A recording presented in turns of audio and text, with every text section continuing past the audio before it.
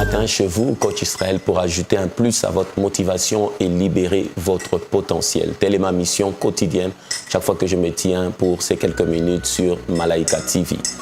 Alors je dis ceci, redéfinir la crise.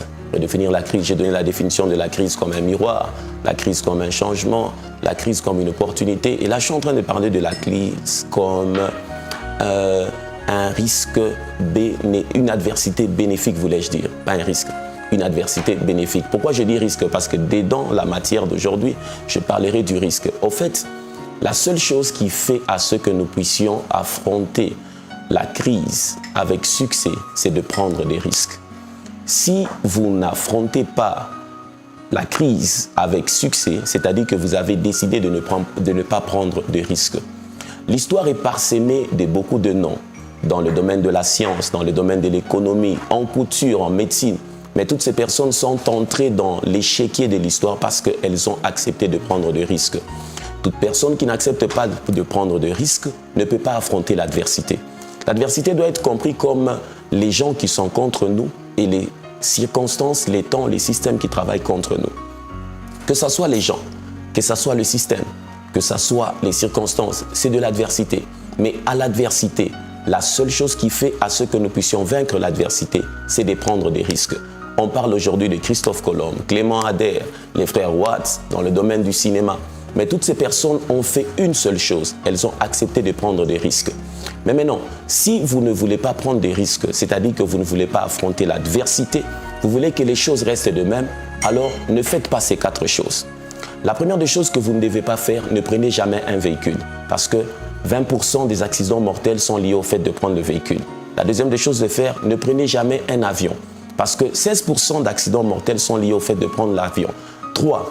Ne vous promenez jamais en rue à pied, parce que 15% d'accidents mortels sont liés au fait de se promener en rue. Et la 4e des choses à ne jamais faire, ne restez pas à la maison, parce que 17% des accidents mortels sont liés au fait de rester à la maison. Si vous décidez de ne pas faire ces choses, alors vous n'aurez jamais des risques à prendre. Mais maintenant, le risque doit être évalué en fonction, non de la peur, ni de la probabilité de la réussite, mais le risque doit être évalué en fonction de la valeur du but poursuivi. Le risque ne doit pas être évalué en fonction de la peur, ni en fonction de la probabilité du succès, mais en fonction de la valeur du but. On doit se poser la question, est-ce que ça vaut la peine de prendre des risques? Il ne faudrait pas être quelqu'un d'extraordinaire pour commencer, mais il faut commencer pour devenir quelqu'un d'extraordinaire. Si tu ne commences pas, si tu ne prends pas ce risque, tu ne seras jamais quelqu'un d'extraordinaire. Quand tu prends les risques, tu avances.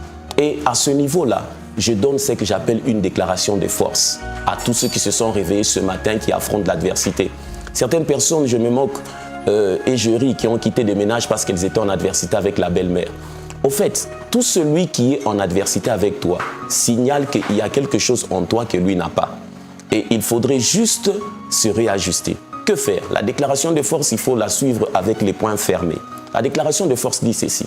Le pessimiste a peur du vent. L'optimiste attend que le vent tombe, mais le réaliste réajuste ses voiles. Le pessimiste, il se plaint du vent. Le vent, les choses ne vont pas, ne vont pas. L'optimiste attend que le vent tombe, mais le réaliste réajuste ses voiles. Choisis ton camp. Mais moi, je te conseillerais d'être le réaliste.